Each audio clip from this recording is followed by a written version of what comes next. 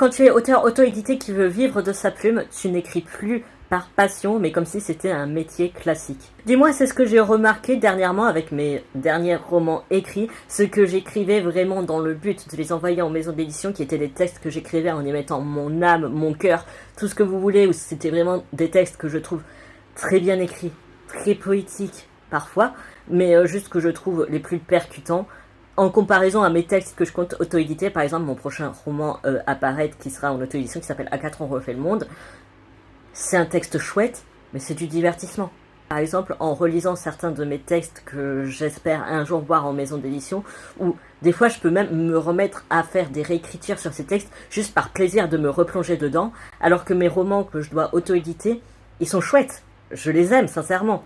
Mais honnêtement, devoir replonger dedans, à chaque fois ça me donne une flamme absolue. Et maintenant que je travaille, lol, je me rends compte d'une chose, c'est que je ressens plus ou moins la même flemme pour mes textes auto-édités que la flemme que je ressens pour mon travail, alors que les deux techniquement sont censés être des choses que j'aime bien. Pour les gens qui ne savent pas, je suis assistante d'édition, donc je travaille dans l'édition.